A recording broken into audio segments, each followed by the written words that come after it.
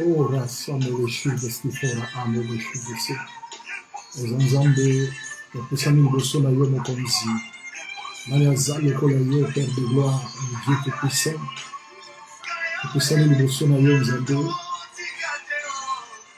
Ngolo na yo, Père de gloire, faveur na yo, na vie na biso, mokonzi. Cet après-midi, nous avons besoin de toi, de ton assistance, Père éternel. Libérer ta parole, visiter la vie de chacun, Père de gloire. Ta parole donne la vie, ta parole restaure aux ensembles et abikama. Kolona yo liboso na yo, papa na lola, na yo liboso na yo, Nzambe abikama. Yombe makasi pe elonga na biso. Nani akokani na yo mokonzi. Kolo itona poko alelo, na premidi alelo. Moto nyonso oyo azolanda biso a bénéficié de la grâce, a bénéficié de la faveur na yo. Nzambe mokonzi ya bakonzi ezali yo Père éternel. La Bible déclare batinda kiloba. La foi vient de ce qu'on attend. Et ce qu'on attend vient de la parole de Jésus. Azan Nzambe, bien-aimé, ngoma ekoki oyo tokotaka na présence ya Nzambe. Mama bukaka oyo Yesu amona yo apambola yo. Mama na biso précis, Nzambe apambola yo. Kolo azali malamu, Nzambe aza merveilleux. Gracia kaseka Nzambe aza na bomoi. Kolo aza na kati na biso. Oh Père de gloire, nous bénissons ton nom, Papa. Te pamboli bolamu na yo kolo. Molimo na yo Nzambe ekita na kati na biso, Père éternel. Bandeko nyonso oyo bazali kolanda biso mokonzi. Nzambe oyo apambolaka, Nzambe oyo akumbaka délivrance, Nzambe oyo abikisaka mokonzi. Kolo toza na besoin na yo. Kolo toza na posa na yo na minute oyo mokonzi. Oza malamu Yesu, Nzambe abikamwa ezali yo kolo. Ta parole donne la vie. Ngolo na yo Yesu Masia ekita na après-midi ya lelo. Moto moko azali kolanda biso. Nzambe amona bolamu na yo na kati ya vie na yo Père éternel. Ozali Nzambe oyo kitaka na nkembo. Ozali Nzambe oyo yeba biso malamu Papa. La grâce, la faveur Père éternel. Ta justice mon Dieu mon roi et s'est manifesté l'après-midi à l'élo. Kombo na yo ezala glorifié. Kombo na yo ezala adoré. Nani azalo kola yo masi ya bomo ina biso ezali yonkolo. Kotikateo tambola na yo. Azan Nzambe ya bikamwa. Azali papa na lola. Nzambe oya yaka na secours ya vina biso. Nzambe oya zo préparer biso. Nzambe oya benga biso. Nzambe oya zana bomo papa na epai na yo. Toye koluka yo na poko lelo. Toye koluka yo na premidi ya lelo. Maloba na yo epesaka bomo epe. Maloba na yo nkolo ekumbaka délivrance. Maloba na yo et restauraka Seigneur via pepe na yo. Mona bana na yo partout bazali mokonzi. À travers cette parole Père éternel, quelqu'un oyo aza mosika oyo azali pene oyo azolanda biso na Facebook na réseaux sociaux, Seigneur liloba na yo esala fondement na kati ya foi na yo. Topesi yo merci Jésus. Yonde Nzambe ya banzambe, yonde soutien ya bomo na biso. Nous avons confiance à ton nom Père éternel. C'est toi qui nous as établis et tu as un plan merveilleux Père éternel. Kolo banda ko sunga bana na yo papa, banda ko visiter motomoko. Yesu Masia Nzambe ya lola motomoko oyo azolanda biso na pokwa lelo Père éternel, oyo aza maladi abika mokonzi, oyo aza mosika na yo à s'approcher na trône de la grâce, à s'approcher na trône de la justice, à s'approcher na trône de la grâce, mon Dieu, mon roi. Oza nzambe, nzambe ya pambolaka, nzambe ya pesaka bomo, nzambe oyo akitaka na nkembo pe na gloire, Père éternel. Oza elika na biso, ozali bomo na biso mokonzi. Okolemba te ko servir yo, okolemba te ko s'approcher liboso na yo nkolo. Car la Bible déclare, approchez-vous de Dieu, il s'approchera de vous. Père, nous sommes là, Père éternel. Nous sommes des instruments que tu as établis. Des instruments que tu as mis à part, Seigneur de gloire, pour la gloire de ton nom, ô Jésus. Tika bisoto ki tanzambe yo manifesté bonté na yo na vie ya motomoko. Localiser motomoko azona na biso na après-midi ya lelo. Localiser motomoko nzambe oyo aza maladi abika. Localiser motomoko oyo aza na kati na hôpital, Seigneur de gloire. Abima na eta oyo azali na yango mokonzi. Localiser motomoko Yesu Kristo oyo azwami na kati na ndako aza kobela, aza na pasi maloba na yo nkolo et visiter peuple na yo nkolo. Oza nzambe, nzambo ya yaka na tembe, nzambo ya bikisaka. La parole de Dieu guérit, Seigneur de gloire. Ora amelichidese. Opesi yo merci. Okomisi bola mona yo Père éternel. Kozana esengo na mitema na biso. Kotonda nzambe ko glorifier yende ko yo zolanda ngai tika nzamba amona yo. Tika nzamba pambola yo. Tika nzamba kanisa yo. Mama Noélie kola pambola yo. Kabola vidéo partagez bengande komoko mama na biso Manissa Louise. Partagez vidéo potana ngai na présence ya nkolo kona koyoka maloba ya nzambe. Oh Père éternel, ozali nzambe. Nzambe na pamboli bolamo na yo papa kitana pokwa lelo mokonzi. Loboko na yo esembolama, loboko na yo etouché motomoko et sa réponse à travers ta parole. Ozana esengo ya okabuna maloba na nzambe na bino bandeko. La parole de Dieu ezali bile ya molimo pona vavi na biso.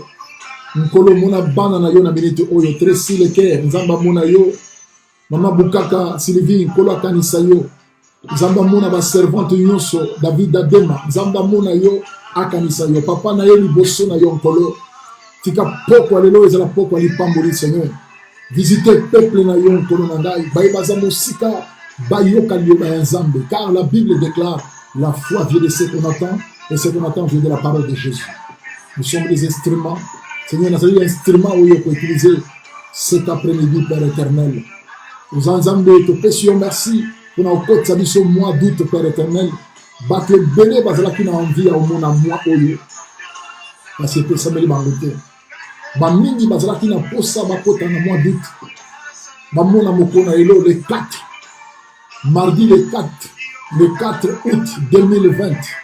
Nous avons vu quand on était, on s'est retrouvé dans un hôpital. Bamususu baza ya kokufa bamususu batiki biso bamuli mwa oyote papa voilà pourquoi nous sommes là pour t'adorer pour glorifier ton nom nous te reconnaître bolamu na yo sali biso otika pema ya bomo na kati na biso kolosoki tozana bomo ezali parce que yo lingi nzambe kolosoki tozo pema nzambe pona bolinga na yo pona mawa na yo pona faveur na yo na kati ya vie na biso mokonzi voilà pourquoi David azali ko loba. Mon âme bénit l'Éternel, tout ce qui est en moi bénissez son saint nom. N'oubliez aucun de ses bienfaits. Voilà pourquoi, quand nous sommes ensemble, nous s'approcher devant toi, Père. Autant que nous sommes allés poser un mité manabiso. Libanda ya Jésus et Zakoufa. Libanda na yo Père éternel, mosika na yo ezali kufa, ezamolili. Mais ko zala na yo ensemble, ko marcher na yo ensemble, pour na biso ezali esengo papa. Ko luka yo ezali li pamboli, toko tikate ko luka yo Yesu. Tinda biso na senamo, nous sommes infiniment reconnaissants Père éternel. Ko landa yo ezali pamboli pour na biso. Mosika na yo ezali kufa ezali molili yo nzambe oya kitaka na nkembo kolona pamboli yo nzambe osala biso bolamu ya koyeba yo nkolo osala biso faveur ya koya reconnaître yo ya koyeba yo nzambe osala biso bolamu ya koyeba yo nzambe ya koreconnaître faveur na yo na vie na biso. Oh yes, soki toza na bomoi papa parce que yo nde obatelaka bomoi na biso. Soki tozali na vie Père éternel tozali reconnaissant ya bolamu na yo. Papa, merci. Merci, Seigneur de gloire. Merci. Merci, le roi des rois, le Seigneur des seigneurs. Nini mon ami, je pas mon abola mon ayon kolo. Nini to pesa yo Yesu. Ni tema na biso, e poussi e pa ina yo mo konzi. Kolo ba ete yo zanzambe. Kolo ba ete yo zamala mo papa. Mo tema na ngai e poussani liboso na yo. Mon âme bénit l'Éternel. Tout ce qui est à moi bénissez son nom. Tout ce qui est à moi, Père éternel, bénis le nom de Jésus. Bénis le nom des rois des rois. N'oubliez aucun de ses bienfaits. Tu es le véritable. Tu es le Seigneur des seigneurs. Mon âme bénit l'Éternel. N'oubliez aucun de ses bienfaits. Obosana bolamu ya nzambe te. Botama na bango baza na bomoi te. Nzambe yo tiki ngai na bomoi. Combien bazana bakenda voyage bazonga te. Combien bazana bopito baza kolela. Combien bazali na peine masusu te. Bazo vivre na bonbon. Seigneur, yo za nzambe ya bomoi papa. Obateli ngai na libota na koti moi doute. Voilà pourquoi na ye pa na yo. Na kotika te ko glorifier bolamu na yo. Nakotika te pour glorifier bolamu na yo. Et si longtemps, okotika ngai na bombo na se na moi, nakotato la bolamu na yo. Nako glorifier yo Père éternel, nako exalter yo nzambe. Nako tato la bolamu na yo. Et si longtemps, ngai dema nako exister na se na moi, nga nako glorifier bolamu na yo. Et si longtemps, ngai nako zala na bombo na se na moi, nako tato la ba oracle na yo.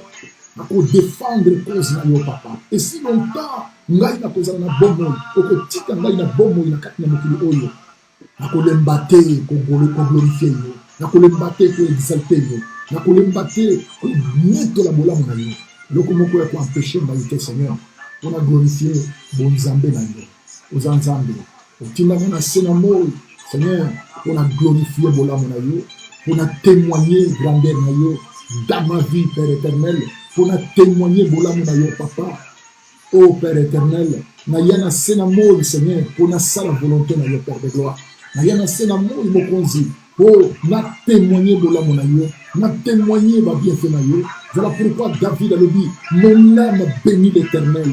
Moi aussi demain, mon âme bénit l'Éternel. Mon lit mon angai pambola nzambe, mon lit mon angai kumisa nzambe. N'oubliez aucun de ses bienfaits. Pour bosser na bolamu na yete, o ya sala pona yo. Ezalaka maladi bawe bobelaka na bango bazana bomo ite mais yo tikala na bomo otambolaka na kati ya bazamba wana ezalaka na banyama mais zamba sala ke yo bima na kati ya zamba wana okendaka voyage oyo okendaka avion ngako matana yango avion koyaka mais yo zali na bomo zamba batela yo olinga ko sala voyage moko kende mais okina kati na motema na yo ko voyager te yo reporter voyage Zamba épargne qui yon a danger. Zamba battra qui yo. Mon âme bénit l'Éternel. Bachiraka yo poison quelque part. Tamusu nakati ya mbisi na biloko ya kolia. Bachiraka yo poison. Mais Zamba yo zo battre ngai. Bamusu bachira bango poison makenda. Mais yo nkolo battre ngai. Naloba kana ndako moko. Na libota na zalaka na yango. Entouré na ba sorcier. Na bando ki ya famille. Baluka ko sala ngai na be. Même na ba camarade. Mais Zamba yo protéger ngai. Ezali pona makasi na ngai te. Ezali pona bolamu na ngai te, ezali pona kitoko na ngai te, ezali te po ete nazalaki na mbongo, ezali te po ete nazalaki bien. Non, bolamu na yo likolo na ngai Nzambe. Papa merci.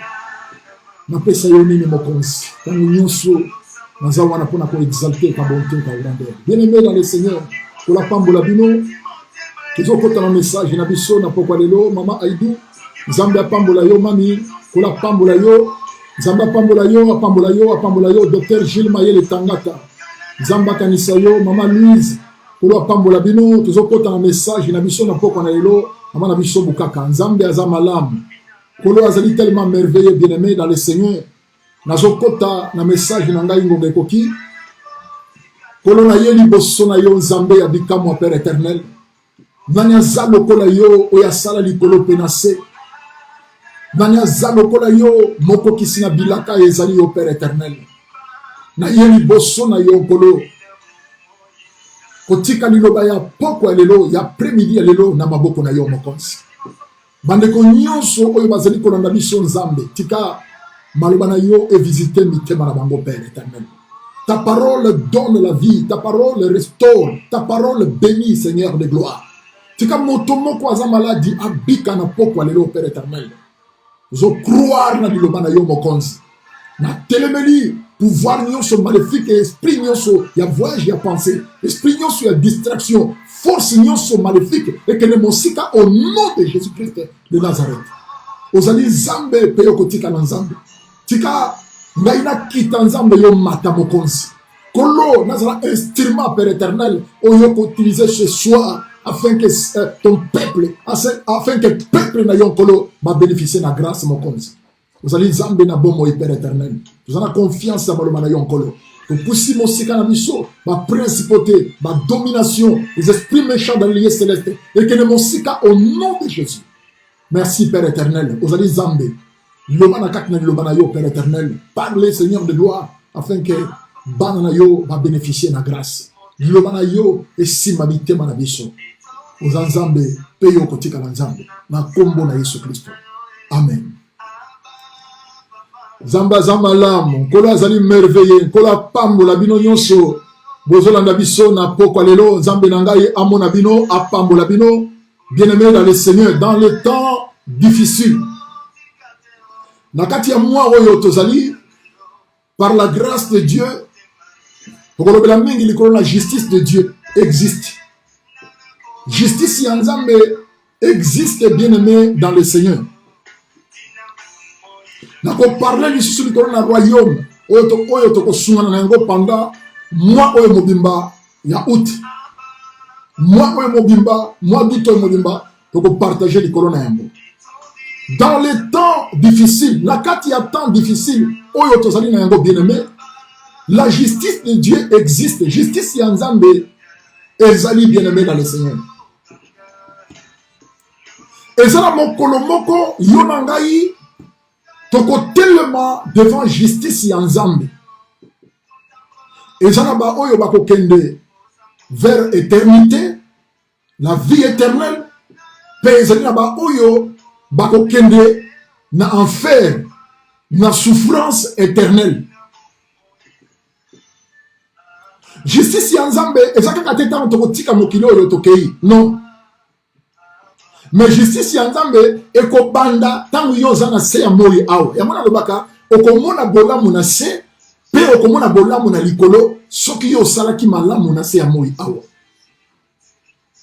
Soki yo yebaki Yesu, oyebaki nkolo na kati ya vie na yo. Justice, la justice de Dieu existe. Ça ne sert à rien kosala moto mabe.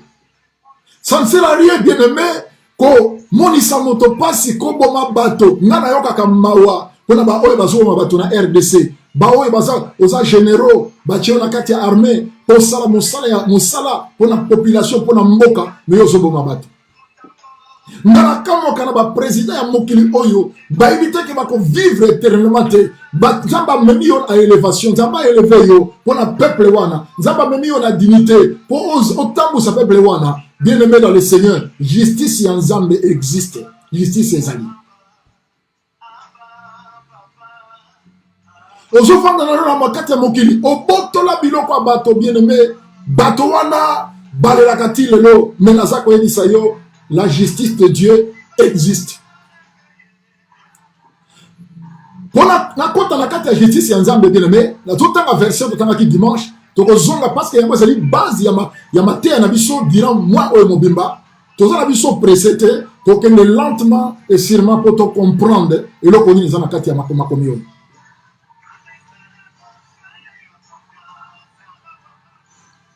Mission nzambe apesa ngai ezali mpona kopréparer épouse. Mission nzambe apesa ngai eza kaka mpona koteya maloba ya nzambe ndenge nazoteya yo te. Bien-aimé, qu'on préparer épouse à travers la parole dans le ensemble. Parce que ça, mon kolomoko, yeswa kozonga na mokili oyo. Et ça, mon colomoko, yonanga ito kene quelque part. Parce que to wutaki na éternité, peut to yena kat na mokili. Mais mission oyonko la pesinga yi peut être na préparer épouse pour na enlèvement. Christ a ko zonga na kat na mokili oyo. Toko passer na tribunal ya Christ.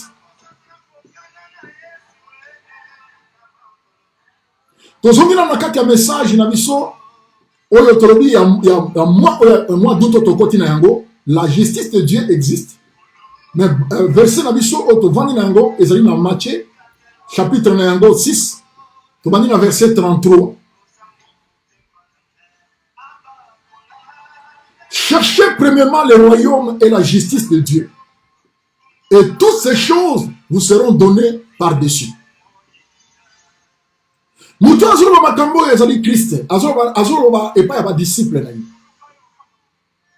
Ezalaki na bato bazali kolanda Christ.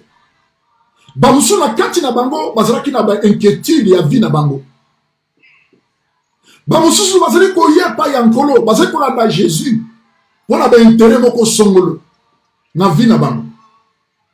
Bamusu bazalaki pembeni ya Christ. Oyo bazolanda Jésus. Mais quelque part, attention à bango, c'est quelque part, ils n'ont pas moussous. Bamoussou, c'est qu'il pas yankolo, mais pas pessi yesu, bon il a bangoté. Bamoussou, c'est yankolo pour la matériel. Bamoussou, c'est Jésus, pour la tamoussou, pour la libala, pour la monsala, pour les lokomoko songolo.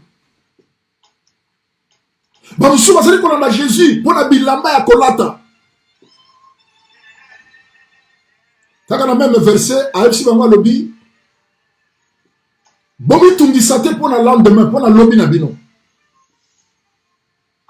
Bazala qui est belé, oye Bazali Kolanda Jésus. Mais la kati na bateau Bazali Kolanda Jésus, Bamoussou Bazali Kolanda pour le royaume. Bazali Kolanda pour le royaume et un zambe vendre la kati na bango. Yamana Christ a Epsi Bangwa Boy, cherchez premièrement le royaume. Boluka liboso oyezali bokonzi ya nzambe ezala na kati na bino. Cherchez premièrement le royaume de Dieu. Boluka liboso bokonzi ya nzambe. Bien-aimé dans le Seigneur, tokosala nyonso na vie na biso eloko eleki royaume ezali te. Royaume ya nzambe, royaume ya Christ. Il faut être na kati ya vie na yo, na kati ya bomo na yo, yo oza na kati ya mokili. Soki royaume ya nzambe ezali kati na yo. Soki vie na yo, Christ akoti, royaume ya Christ ezali nini? Ezali sali. Recherchez, ayeko na bango, recherchez d'abord le sali en Dieu, le sali en Christ. Luka liboso osara asire na sali na yo en Jésus.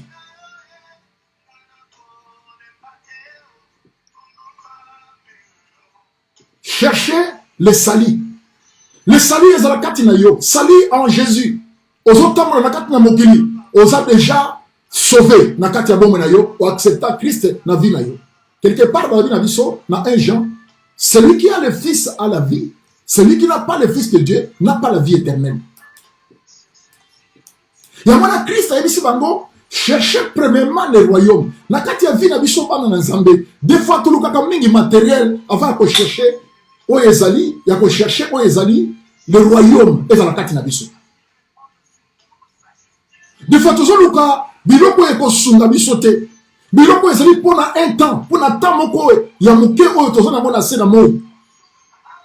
Mais tozali ko bosana ko chercher oyezali royaume ya nzambe, bokonzi ya nzambe, le sali de Christ est dans la kati ya vie na biso. Parce que ce qui est sali, bien aimé, nyon se couper sa melaye. Voilà pourquoi le but, cherchez premièrement le royaume et la justice. Toutes ces choses vous seront données par-dessus. Un jour, les pharisiens, ils pas à Christ. Un jour, les pharisiens, ils pas à Jésus.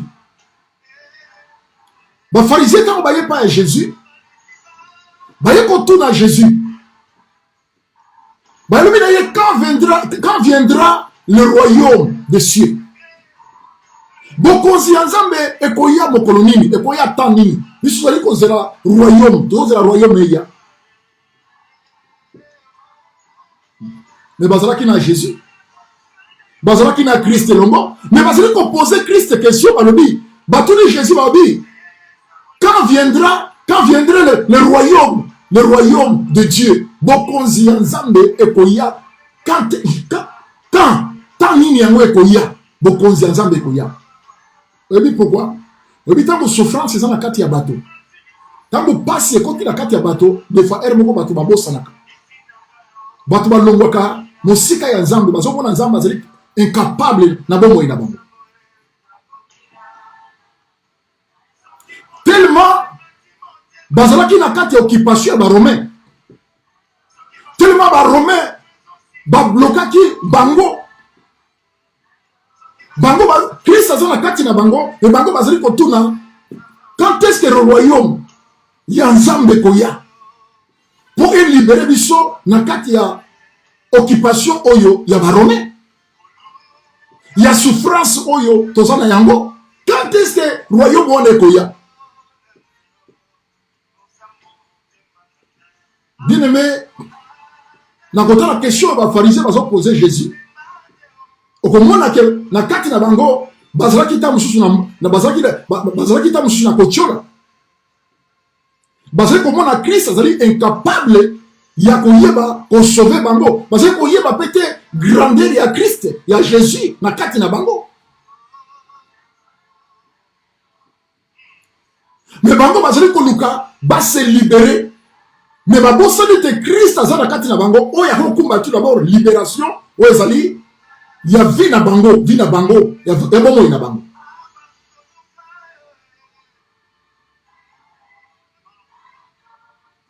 Les pharisiens demanderaient à Jésus, quand viendrait le royaume de Dieu? Jésus a répondre à Elissi Bango, le royaume de Dieu ne vient pas de la manière frapper le regard. Bokonzi obino bozali koluka ekoya te na façon ya ko frapper regard na bino botala yango wana ezokita yango wana ezoya.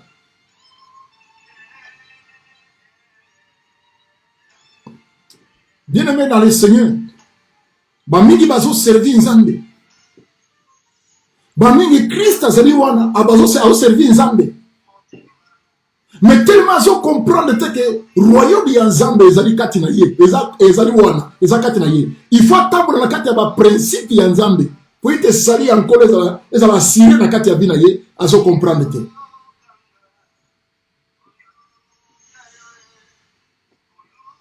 Nous sommes pour ça na nzambe fa mona miracle pour servir nzambe amona signe moko na kati ya bina ye pour akota na kati ya obéissance ya crainte ya nzambe abanga nzambe pour moto moko azali wana oyo azako surveiller. Mais yo moko faut comprendre na vie na yo bien aimé oyeba awa bazo poser Christ question royaume tozo zela yango ekoyaka bazalaki na kati occupation ya baromain bazali koyeba te mais quand est-ce que tokozala libérer na kati ya situation oyo? Quand est-ce que tu vas libérer na kati situation? On va bosser dit que oya zaki na kati na bango. Oya zaki kati na bango. Yohana le Christ. Yohana le roi des rois. Kolo royaume Yohana. Bango bazali koluka bazala délivrer dans nzenge ya nzoto mais mitema na bango ezaki mosika na nzambe. Tout d'abord il faut libération ya sali ya âme na bango ezala libéré pourtant bazali koluka bazala libéré na ndenge ya nzoto mais soki âme na bango ezali libéré te bakozonga na kati ya boumbu na kati ya occupation.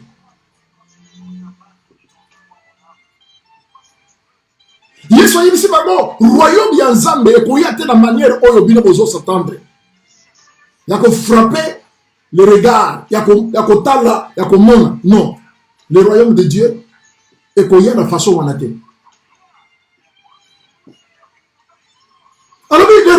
de Dieu ne vient pas de la manière à frapper les regards. On ne dira point que Tala yango kuna, Tala yango awa, yango kuna. Non. Voici le royaume de Dieu est au milieu de vous. Ayen si bango, bokonzi ensemble. Awa tozali na Luc chapitre 17, verset 20 à 21. Royaume ensemble, et qu'on y a la manière à frapper les gars. Mais ça déjà na katina bini.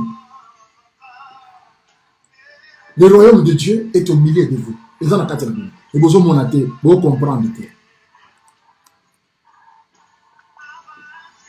Bien-aimé dans le Seigneur, nous tous, azana, à côté na katia, il y a qu'on comprendre, oh, le royaume de Jésus, le royaume de Dieu, le Christ, Jésus, oh, il y a pesi vina ye pa yankolo, oh, il y a sali, et ça, assuré na katia vina ye, à kobanga te, nyonso eko ya na yango, nyonso, oh, il y a zali koluka, et repesa melayi, parce que na katia royaume, biloko nyonso yango.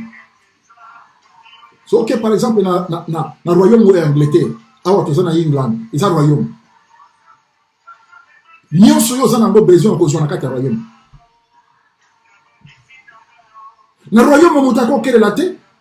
Na royaume eza na roi azali, oyo azozwa ba de oyo azali na azana facilité nyonso. Et loko ko zanga te na royaume tant que roi azali ko exister. Ba prince oyo bazali ko composer famille à roi. Ba ko manquer loko moko te ba princesse ba ko manquer loko moko te. Pourquoi? Parce que le roi a un contrôle et un Ce qui va dire ça, un voyage, billet, t'as vu au fait le bakei. Moutou mon côté, azali na droit à kocha bateau, na zela ya prince ou bien princesse. Non, parce que le roi azali ko surveiller, roi azali na contrôle et un Cherchez premièrement le royaume. Yango moni mingi na biso tozo servir Nzambe. Tozo mona Nzambe azali incapable. Tozo mona Christ azali incapable. Yako pesa yo eloko yo za koluka. Mingi na biso tozo koluka, ozoluka ta musu libala ozozwa te. Ozoluka monsala ozozwa te. Pourquoi? Parce que oye pa ina Nzambe na intérêt moko songolo. Oye pa ina Nzambe ta musu na biti ya libala. Nazo kala libala.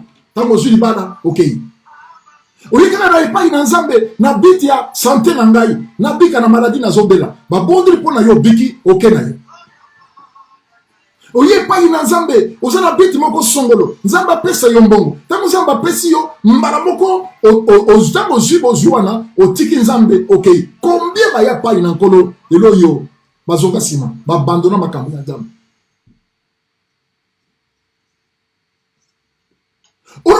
Tango yo ye pa yankolo bien-aimé, tango ye pa yanzambe na vie na yo eloko liboso ninga o rassurer que vie na yo royaume yanzambe vandi, royaume yanzambe vandi, le salut ya Christ ezana kati ya bomone. Parce que tango yo zui salut, tango tu donnes ta vie à Jésus. Au pesi vie na yo e pa yankolo. Cherchez premièrement le royaume et la justice de Dieu. Ninga royaume yanzambe ezana kati na yo. Le royaume Yanzambe, c'est la repentance. Pourquoi dans la carte, il y a le royaume? C'est le salut en Christ. C'est le salut en Dieu. On peut vivre bon Zambé na sena moi, puis on peut vivre bon Zambé na likolo. On peut tambour na mokili, lokola fils ya royaume. On peut banga ilo comme côté, lokola héritier pour héritier de Christ.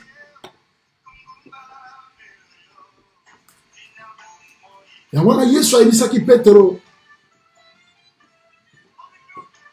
Je te donnerai les clés du royaume. Donc, on peut ça yo fongo là, il y a royaume. Avec un dimanche. Je te donnerai les clés du royaume. Oh yo fongo li na se, et fongo mi na likolo. Oh yo fongo li na se, et fongo mi na likolo. Oh yo kangi na se, kangi mi na likolo.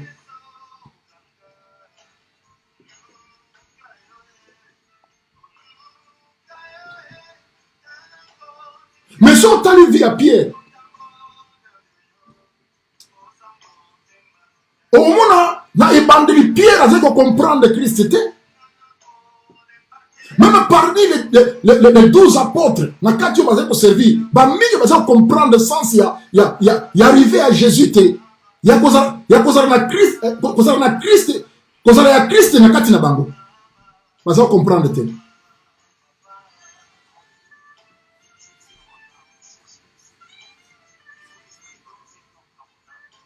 Voilà pourquoi nous commençons Pierre à poser Jésus une question. Il a dit, Seigneur, awa totiki nyonso to abandonné nyonso to landi yo à cause du royaume to kozwani. Alindaki asa rassuré na kati na ye, mutu tozali kolanda ni to kozwa na kati na ye. Et donc on dit aza rassuré biso na kati na ye. Oui, c'est beaucoup ya ba question bato mingi ba posaka. Ya ngomoni ba mingi bazo servir Nzambe, bazo yepa ya Nzambe. Tellement bazo comprendre comme des pharisiens, bazo landa Jésus, mais bazo luka royaume, bazo tout na Christ. Quand royaume est koko manamukili, ekoya, ekita, royaume, pour ça la libérer, tout bi manaka situation.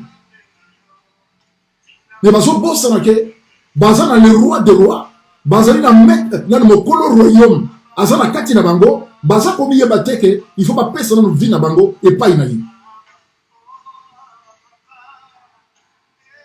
Voilà pourquoi mingi na biso tozo senga Nzambe beto zoate.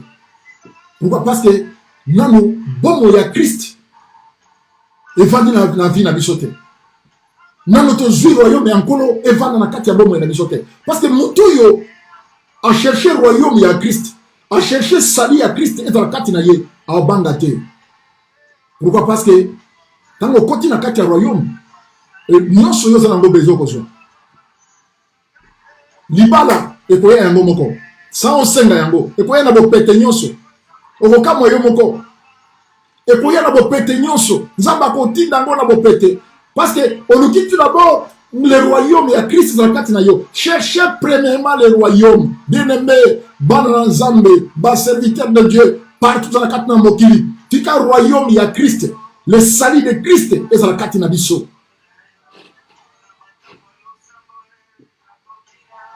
Moto azana kati ya royaume a otambola ndenge royaume ezo ndenge ba loi ya royaume ba principe ya royaume o ezo tinda ye a marcher na yango.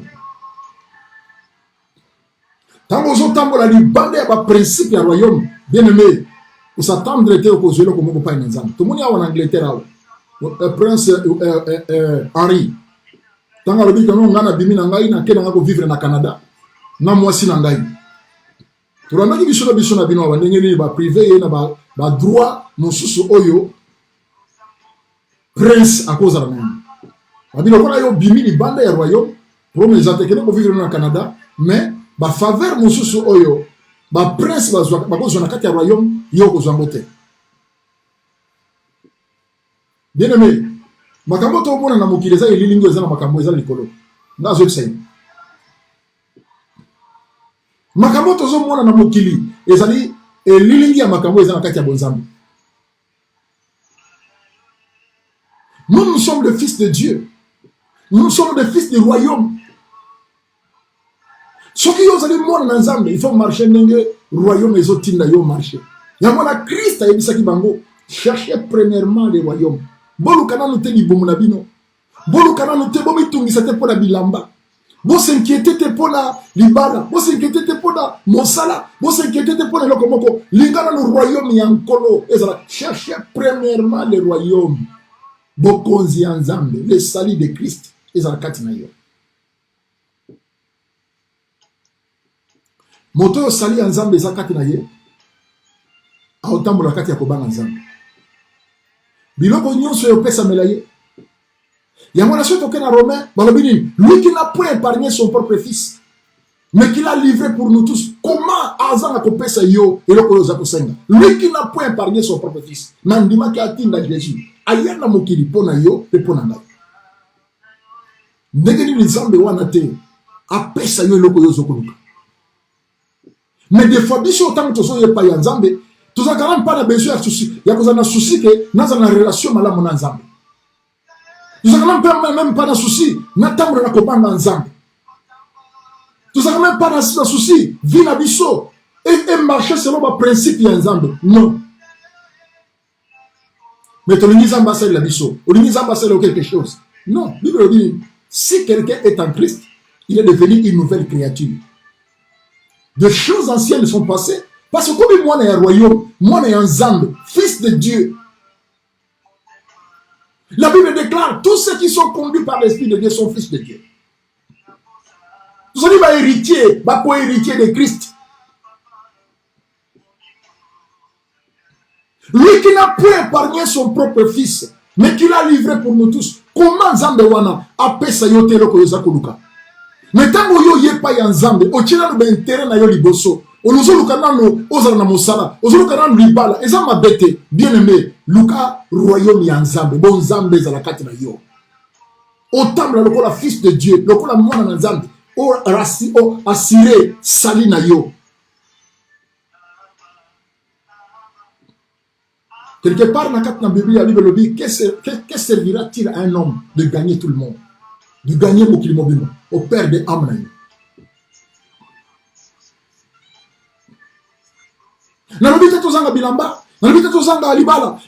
Mais tout d'abord, Luka a une relation malamu na Nzambe. Luka a assuré sali na yo en Jésus. Parce que mokilitoya, ils ont pour la liberté. Ils ont pour la liberté. Un jour, Yonangai totika mokili oyo, tokene quelque part. Ndenge bandeko yo, ba précédent biso bakenda, ndenge batika mokili, ndenge Yonanga tokotika. Toyaki na mokili, tokutaka bato bazalaka, o bazalaka na mokili bazate bakenda, Yonanga toye tozali. Bible bi génération ye, ekei o musupe ye.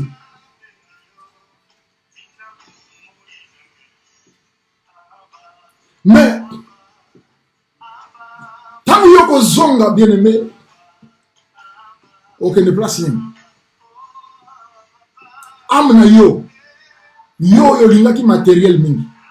Yo lingaki bozu ya mokili mingi. Ko swana, ko finga, ko ina, ko monisa bato pasi. Ko nyoko la bato, oyo nzamba keri na se ya moi. Ozonga wapi? Okende wapi? Des fois, paix à son âme. Paix à son âme. Restez en peace. Ce n'est pas tout le monde qui a une éternité, qui a un lieu de repos. Ce n'est pas tout le monde. Et ça, milimo ezolela. Et ça, milimo ekenda. Et ça, la place, et ça, la kimiate. Bamusu bakoma batelengana, bakoma batelengani, bakoma kotambola na mipepe. Kimia ezate, mais yo na mokilo yaka, o lukaka royaume te, yo lukaka biloko ya mokili, o sepelaka dans les choses du monde, ko faire souffrir de bato na mokili, ko monisa bato pasi, ko botola biloko bato, bato bazo luka, yo, o kima na yo, o tia ba confusion na kati ya mabala ya bato, na kati ya vie ya bato, bien aimé. Makambo na nyoso, et ko kangela yo porte ya royaume au côté.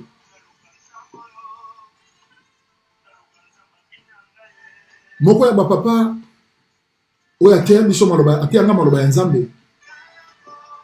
Nzamba memaka ye na likolo. Nzambe tanga memi ye na likolo. Bakene ko lakisa ye paradis. Na kati ya paradis bakene ko lakisa ye ba yebisi ye babike yakana to lakisa yo. Esika ba santu bakoya, esika ba santu bakendaka.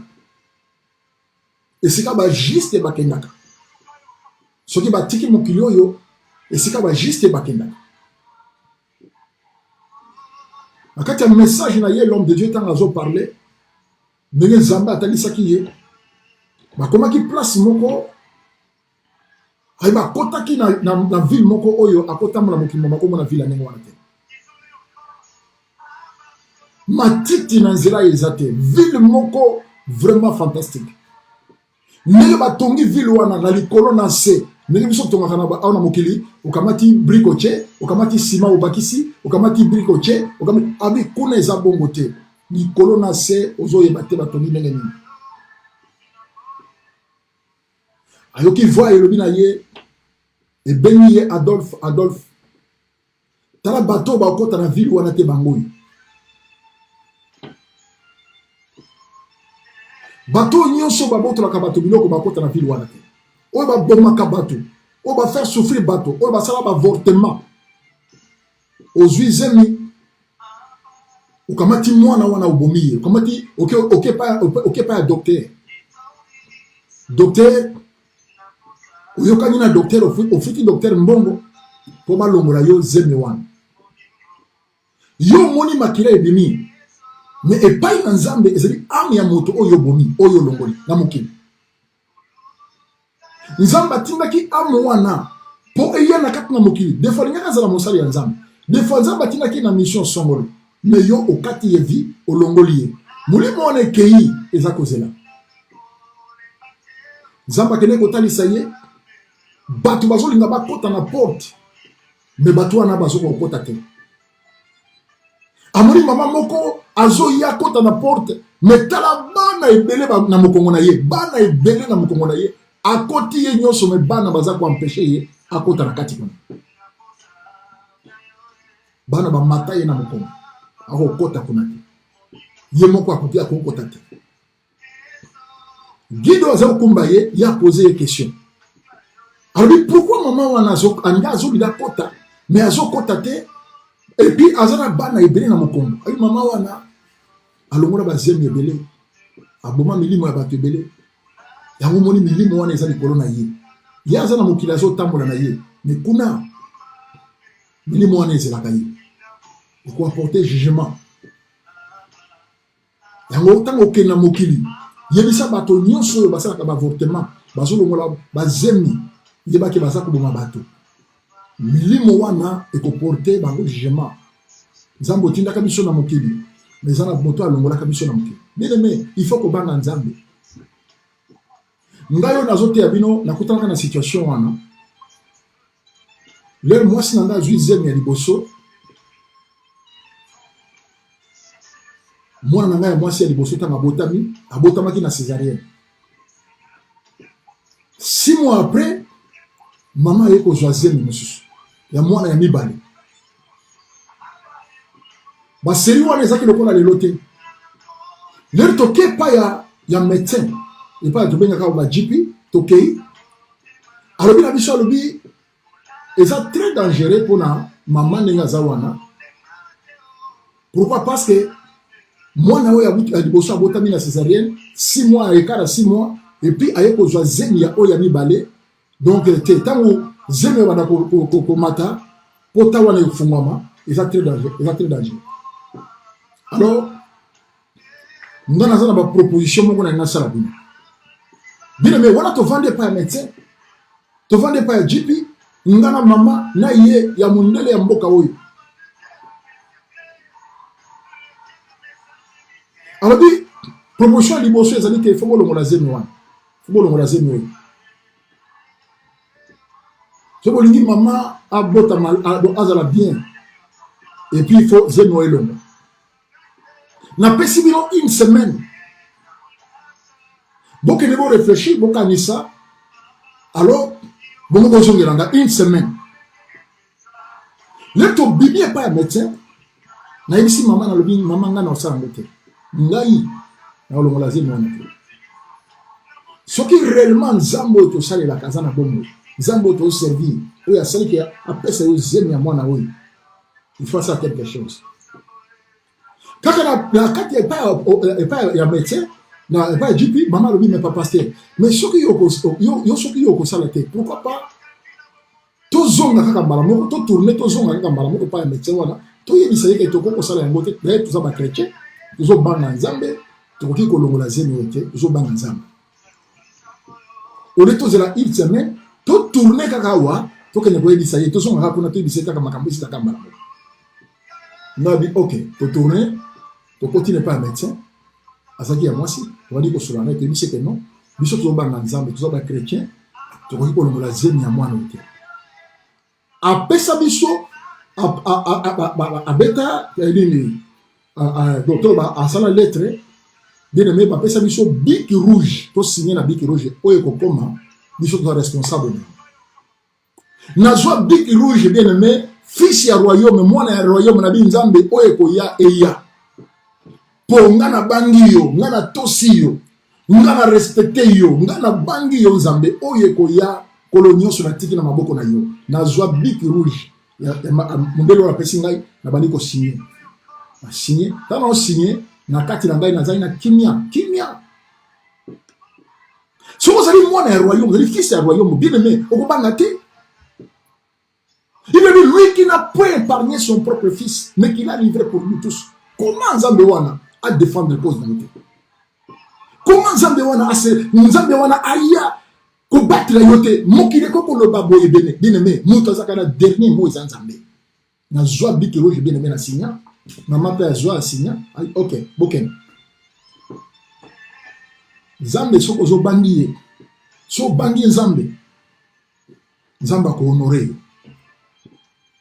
tabandike Nzambe salaka bien aimé tango mwana ekomi abotama mwana oya bima normal aya pena na ba 20h yaka mardi na ba 20h pena mwana ya pena boy abima na ye pena na mama na ya abima pena calmement mwana bima na ye normal abima pena normal sans kutro ba fina soki mama ba sa oya bima normal mwana oyo babaki na bisito longola oya liboso abotami na césarienne ya suka abotami na césarienne mais oyo ba senga ki biso to longola ye wana bima normal ye wana yembakawa wa yembakawa Davida yona zo yembela Nzambe yona zo servir Nzambe soki biso to longola ki ye soki biso beke no to longola ye bien aimé il faut qu'on banga Nzambe il faut qu'on craindre Dieu dans votre vie mokila ko proposer yo mokila ko lobana yo quelque chose mais tana intérêt en Nzambe banga Nzambe oye babanga ka Nzambe bazara jamais confondu bazara jamais dessus. Cherchez premièrement le royaume et la justice de Dieu et ça la katina yo royaume yankolo et coïncider peta au mwana na botami papa Kanguma avec ovanda pa na biso tozaki ensemble et la witi suisse tozovanda ensemble na bongisa kombo ya David David Nzambe so pesinga mona mobali na opese kombo David leur mwana ya botami azaki encore fille apaka nguma lobi me pasteur yo po bomba ka kombo ya David Nzambe pa pesi yo deuxième fille alors ole o bomba so kombo na David tika ka kombo wana me bakisa anasuka papa Kanguma ndi apesa mwana wana kombo David abi bakisa anasuka pe ya sonam bakisa anasuka ezala Davida or yebe azo bakisa awana na ayebaki te nzoka ezaki na kati ya révélation zebi oyo tobaki babaki na biso tolongola togarde yango tobakelaki yango sikoyo Davida na portugais eza lokola vie eza vie vida eza vie vida donc tobatelaki vie.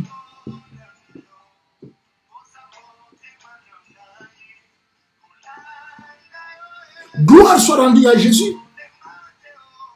Combien de propositions que basala yo bien aimé. Yo zali fils ya royaume. Des fois contre l'engagement moko, au contre la makamoko, oyo zo sepelisa bato non sepelisa Nzambe. Voilà pourquoi malheur le lo kati ya libota na yo. Na kati ya vie na yo malheur ezali. Ezala makamusu yo sala, lelo koma ko regretter.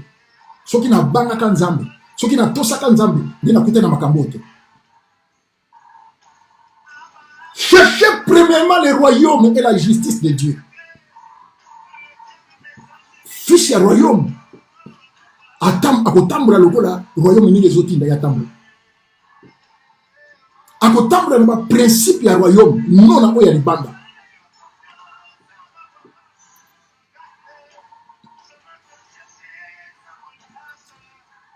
Nzambe za malamu bien aimé. Kula za merveilleux. Nzambe za malamu. Tamu yozo banga. Nzambe za malamu. Tamu yozo liko tosa yi. Nzambe za malamu. Na vina yo bien aimé. Tamu yozo liko respecter na kati ya principe na yi. Cherchez premièrement le royaume et la justice de Dieu.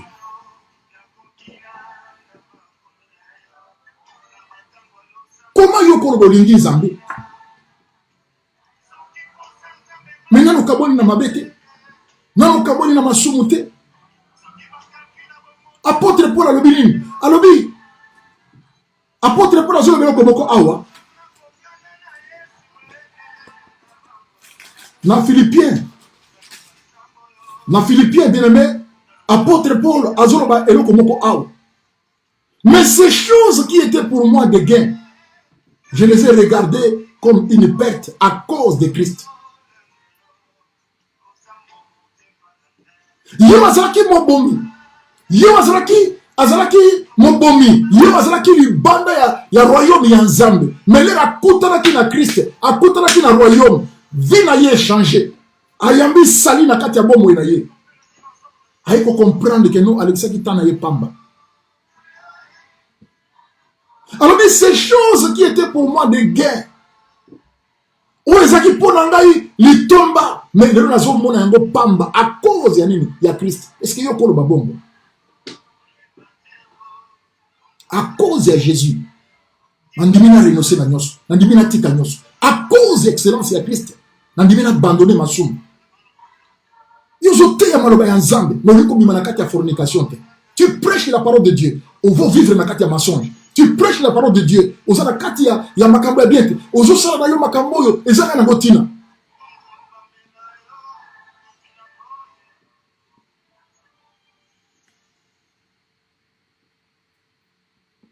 Habitant ozonga na mokili. Bato nyonso ba sala ba avortement. Yo bana bango batika makambo wana. E ko zangisa bango bokonzi ya Nzambe. Na kati ya ko regarder, na kati ya vision ya monaki.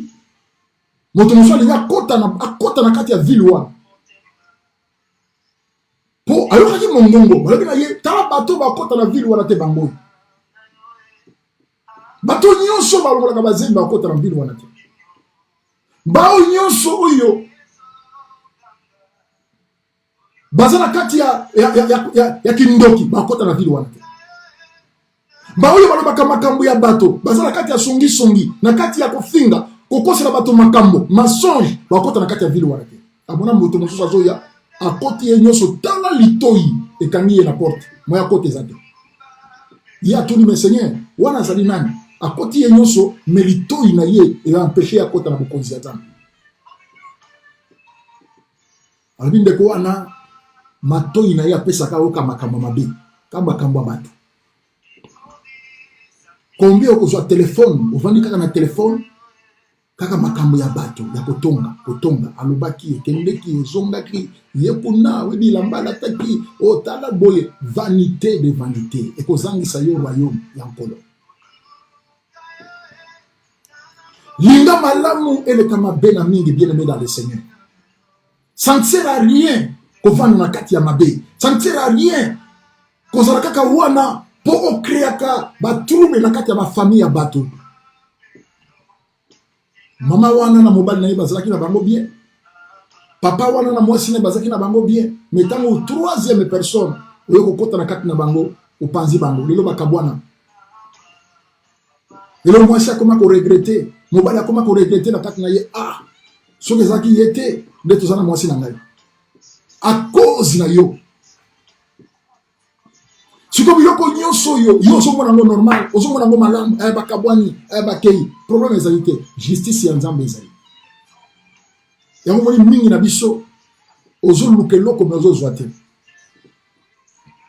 Ozo ko vivre na vie moko oyo bato bazo mona yo na libanda eza vie moko normal, mais yo moko intérieurement na kati ya vie na yo. Yo kaka pasi na motema. Tango vanda ka yo moko, ovandi na mbeto mani kolela motema na yo. Tango tongo ekotala na osali semblant le colo normal, mais vie na yo intérieurement. Au vivaka na jugement sur jugement. Culpabilité sur culpabilité. Pour nini vie na ngeza kaboy. Ezako la Paul. Malamu na zoni na sala, na osala yango te. Mais ma bi on a limité, na se retrouver na yango. Donc au-dedans de moi, il y a quelques esprits où ils ont poussé toujours la kati ya mabe.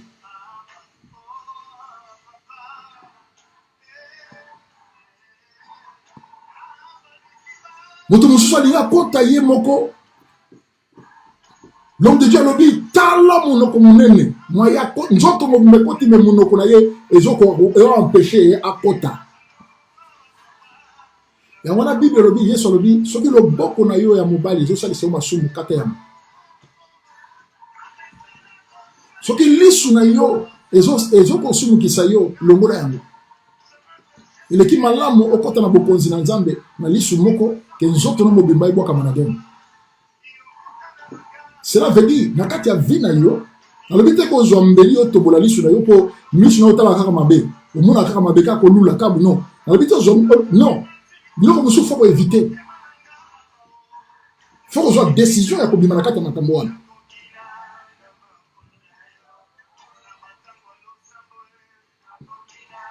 Olobi na motema na yo, olobi na misu na yo bike non. Ngana otala te so yo otala te yo bima kene ko tala. Ou bien kota na makambo mabe. Décision moko ermo zo man kati ya vie na yo. Oba te makambo na bimi na kati na. Il a posé question, Seigneur, pourquoi à côté de Nyoso, même on a empêché Kota Ali Akamasum le Kola Nguba. Ko finga bateau, ko ba be bateau na monoko. On moni bien aimé, faut battre la monoko na yo, battre la monoko na yo bien aimé. Ya moni quand montazo kufa et loko banda ko pola liboso ezali mon mbebo nde banda ko pola. Ya moni banda ko pola liboso. Ngana zo sai. Battre la monoko na yo. Na Bible le bien. Kofinga, kolobamabe, battez-la monokonayo, battez-la monokonayo, gardez ton cœur, protégez monokonayo. Kokota kana makambo ya batote. Yoza fils ya royaume. Tambula lokola mwana na nzambe, oya zo banga nzambe. Oya zali fils ya royaume. Bible dit votre parole les accompagner la grâce. Les accompagner la grâce. Comment il y a un serviteur de Dieu? Comment il y a un homme de Dieu? Enfant de Dieu? Oyemba kana groupe adoration. Oyemba kana chorale. Mais ce qu'on finga bato awa. Batali bana eh. Asa sera en Christ. Sera nabino. Et boya ko frère nabino. Boya ko kumba sera nabino awa. Ne azo finga vraiment tous awa to comprendre. Bato se ba yeba yo so zo brevet ya ko finga. Mais on allait sera en Christ. On allait frère en Christ. Et ça ko fingi sans kombo ya nkolo. Osa dignité ya kobengama fils ya royaume. Ya mwana Paul awa lobi na biso alobi. Mais ces choses qui étaient pour moi de gain, je les ai regardées comme des pertes à cause de Christ. Et même j'ai regardé toutes ces choses comme une perte à cause de l'excellence de la connaissance de Jésus-Christ. Parce que comme fils ya royaume, le roi des rois, Zakatinaye. Ces choses où ils ont qui le cola gain, c'est comme on a un gain. Koyiba, ils ont le cola, pour les gens le cola gain. Koboma, ils ont le cola gain. Kitumba, ils ont le cola gain. Soit à Sali Mabé, ils ont le cola gain. Ils ont bénéfice d'un. Kindoki, à qui a volé à Bobby Bateau. Donc pour les gens qui le cola gain. Ces choses qui étaient pour moi des gains, je les regardais comme perte à cause de Christ. Est-ce qu'il y a encore le mabongo n'est pas là? Pour comme on a un niveau pour le mabongo, il faut comprendre nini oyo yambi na bomo inani. Christ a dit comment on a dit bokonzi na nzambe, le royaume des cieux, le royaume de Dieu. Et ça on a un homme oyo à côté na bilanga a trouvé à moni trésor. A trouvé trésor na kati ya champ, na kati ya bilanga. A moni kesi ya mbongo, a moni kesi ya ba diamant. Amoni kesi ya ba or tango a trouvé trésor wana ha asepeli albité azo aka bombi yango akundi yango bombi akena ndako na ya longoli biloko nyoso bi télévision yo bwakam ventilateur wana bwakam ba costume wana ya kala bwakam biloko nyoso bwaka bombi po na biloko nyoso parce que a trouvé trésor ali que na trésor wana a osomba biloko nyoso ya dingi a osomba na trésor. C'est ça le royaume. Quand tu as trouvé Christ, Christ est à côté de la vie. Bien aimé, ça monte à scène. Au bangate, même sorcier, au banga sorcier, le bandi, comment au banga sorcier, ba chrétien, comment ba péré, comment au banga ba sorcier, oh non, ndoki mo ba zo voler, ndoki. Pourquoi zo banga? Parce que aux gens na kati ya royaume te mo zo banga sorcier. Zo banga ba franc-maçonnerie, zo banga ba illuminati. Mais si vous allez dedans, la colonie sur lui, na Christ, aux fils du royaume, tu donnes ta vie à Jésus. Salut, na yosa assuré, bien aimé, au bangati. Il le dit à tous ceux qui l'ont reçu, à ceux qui croient en son nom, il a donné le pouvoir de devenir enfant de Dieu. Ma fils du royaume. Ma botami n'a pas ni de la volonté de la chair, mais de Dieu. okoya na ba franc-maçonnerie, okoya na makambo na yo mabe, ekotendre te. Ozala ni les sans effet.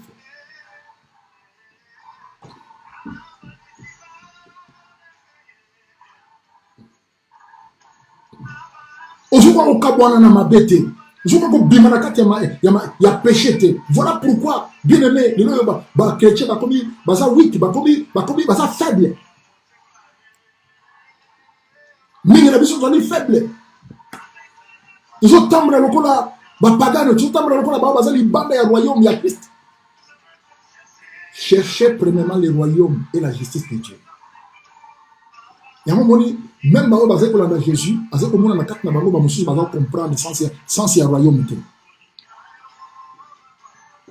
Un jour, à Tuni Bango, Batu Bazo Banga na Zanani. Bamsu Balobi Yozali Jean-Baptiste. Bamsu Yozali l'un des prophètes. Bamsu Yozali Élie. Mais Bino, Ngana Zanani. Bazo landa Jésus et bazo comprendre tes autres zones dans Zalinani. Comme les pharisiens, beaucoup de gens qui ont été tamouni, Christ a dit mais au milieu de la vie, ils ont katina bino. Ils sont négligés encore. Beaucoup de chrétiens bazo comprendre que Christ a zali wana ba saisir. Bayamba Christ na bomo ina bango. Ba assurer ne sali na bango. Ba tambola ba marcher na kati ya ba principe ya Nzambe. Bien aimé, makamyo c'est facile. Libala ozoluka ekoya na bopete. Mosala ekoya na bopete. Protection ya vie na yo ekozana automatique. Liwa oyo zobanga okobanga yango te. Lokola Paul tango akomprenaki akoti enyoso mobimba.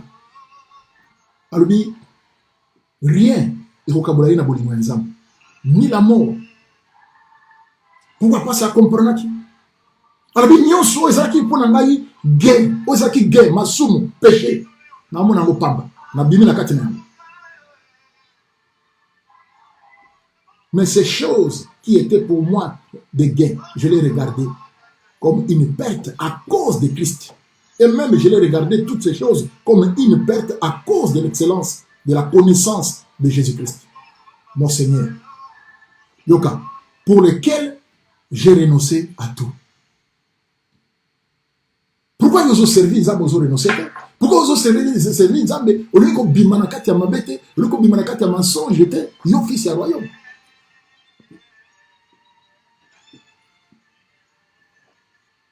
Alors ce n'est pas que j'ai déjà remporté le prix ou que j'ai déjà atteint la perfection, mais je cours pour attacher de la saisir, puisque moi aussi j'ai été saisi par Jésus-Christ.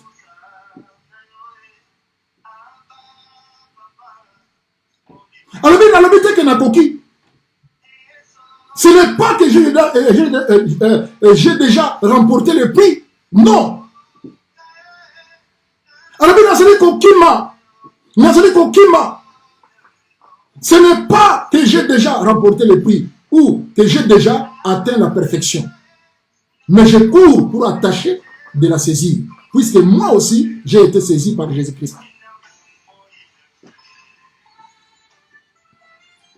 Parce qu'à s'attacher dans le royaume, à kangami dans le royaume, à l'habiter dans l'habiter na koki, dans l'habiter que naza parfait, mais n'a pas na osa le fort, na oli na kima pe masum, na kima mabe, naza na communion na Nzambe, effort, na osa le fort pour na garder le royaume na Nzambe kati na garder protéger sali.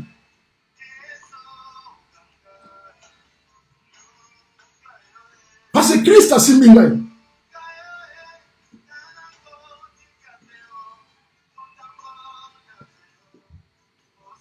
Bien aimé dans le Seigneur, c'est très important de comprendre ma camoye. Aïe comme dit ça, frère, je ne pense pas l'avoir saisi. Mais j'ai fait une chose, oubliant ce qui est en arrière, mais portant vers ce qui est en avant. Je cours vers le but pour remporter le prix de la vocation céleste en Dieu et en Jésus-Christ. Nazo kima na bit na kota na royaume, bit na tambola malamu na Nzambe, naza na relation malamu na Nzambe. bit un jour namona bolamu na se pe namona bolamu na likolo na éternité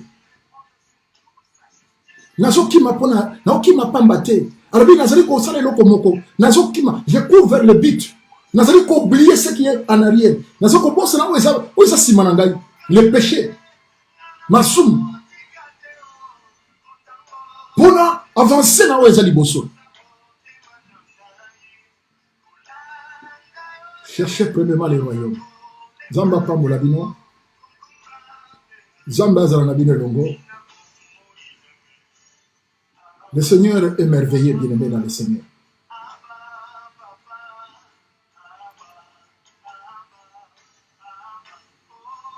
Le Seigneur est merveilleux. Biso tozali dans le Seigneur. Biso to pesivi na biso. Ba Paul a zaki pe motomabe. Yo nanga pe toki batomabe. Mais dans la Paul awa, comment azo comprendre Christ oya yambi royaume. Aza kolinga a protéger royaume ya Christ, a protéger sali na ye. Oya recevoir en Jésus. A battre na yango.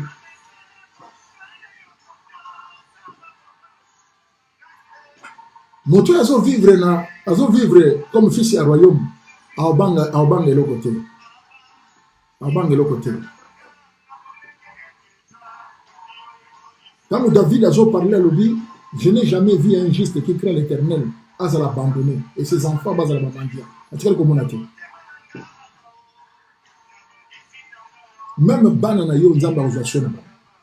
Soki yo sali ko honorer nzamba. Ozo banga nzamba. Mokila ko yana ba proposition atalisa yo. Mokila ko ya ko bangisa yo. Mokila ko ya ko bana yo négativité. Oh tala boye. Pona ko bangisa yo. Ce qui ont cédé au Père de l'Ipambo. On continue le message dans dimanche. Nzamba Pambola Bino. Vraiment, Corona nga Pambola Bino. Nzambe Amona Bino. Apambola Bino. Papa na biso na likolo. Na ye liboso na yo. Kotika bandeko nyonso balandi biso na poko lelo mokonzi. Tika ba Pambola manzambe na lola. Tika ba Pambola ma Père éternel. Toluka liboso ezali bokonzi na yo. Toluka liboso tozana relation malamu na yo papa. Maloba na yo tango ezali koya po na kobongisa biso. To comprendre Seigneur de gloire, importance ya kozala fils de Dieu, ya kozala mwana na Nzambe. Que la grâce et la faveur et accompagner motomoko wala dibiso na poko lelo. Oya vandi na kati na mabe Nzambe abima na kati ya mabe au nom puissant de Jésus. Pambola liloba na yo. Oya zaki ko bela Nzambe na minute oyo azala guéri au nom puissant de Jésus-Christ de Nazareth. Bible liba tinda ki liloba pe liloba biksa ki bagosika bazali. Na pesi yo merci pour na liloba ya tongo ya après-midi ya lelo. Na pesi yo merci Seigneur pour na oyo sali pour na oyo nyonso kolo balandi biso na poko lelo.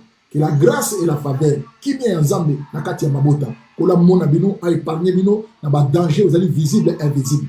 Kolo pambola bana Nzambe nyonso oyo bazala réseaux sociaux o balandi biso même na libanda mosika ya mboka o battre la bango pour protéger bango au nom de Jésus. Amen.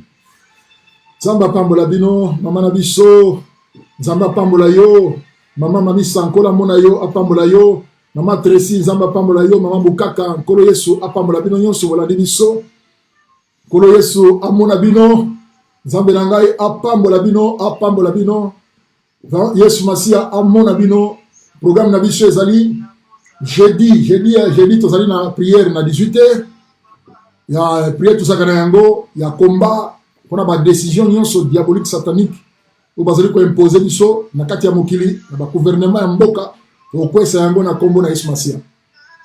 Vendredi na 4h à 5h du matin tozali na intercession na biso na prière na biso na butu tozali na prière pe na 22h à 23h. Samedi na 4h à 5h tozali na prière na biso et puis dimanche ozali koya tozali na live na 15h30. Par la grâce de Dieu tozali na émission moko tozali na tamuso vendredi na basali ya Nzambe o bazana niveau ya Congo et koleka na niveau ya Bethel Church TV. Kolo Nzambe amona bino pe apambola bino. Bye bye.